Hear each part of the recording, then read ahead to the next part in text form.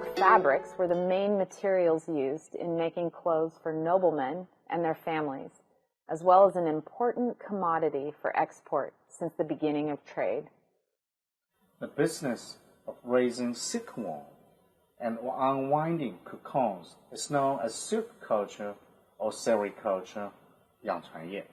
It takes an average of 25 to 28 days for silkworm or larva to be mature enough to spin a cocoon. The farmers put the larva onto specially built frames, which provide support for the worms to build their protective and variable cocoons. About 1,000 meters of silk can be unwound from one cocoon. A single necktie requires the raw silk from approximately 110 cocoons, and a woman's blouse from 630 cocoons or so.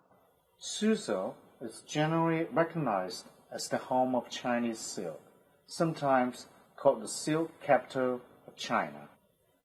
There were various kinds of ancient Chinese silk.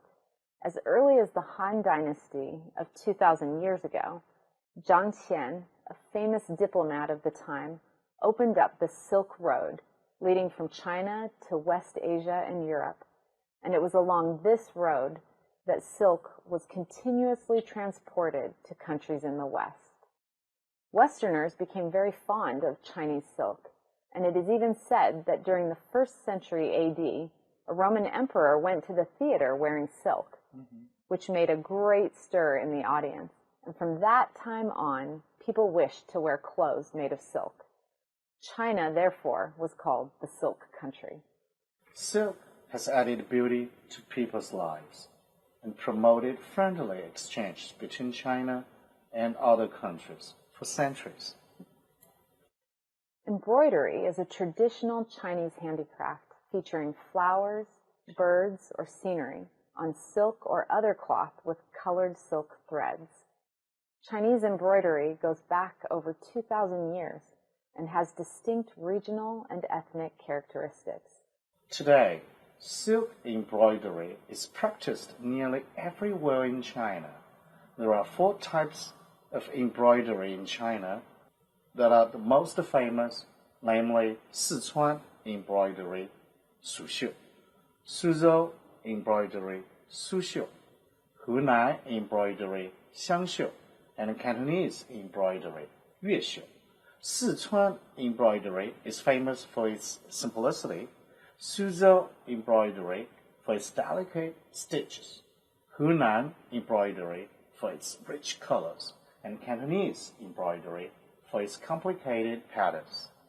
Although machines have replaced the human hand in many arenas, fortunately the art and craft of embroidery has been preserved as part of China's great cultural heritage. Today, Chinese embroidery has not only come into ordinary people's homes, but also stepped onto the world stage. Batik is a traditional printing and dyeing art and craft popular among Chinese.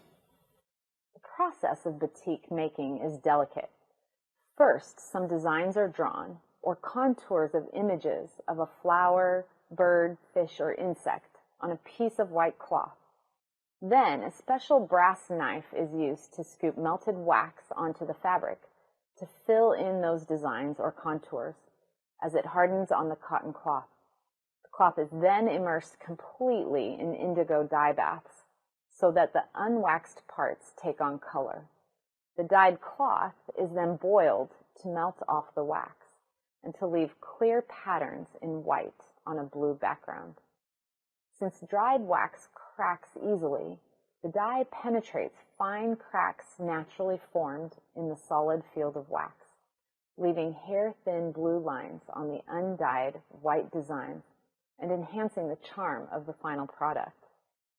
Batik can be dyed with a single or multiple colors, while some ethnic peoples adopt 4 or 5 colors to give the cloth a more motley appearance, making it look even more gorgeous.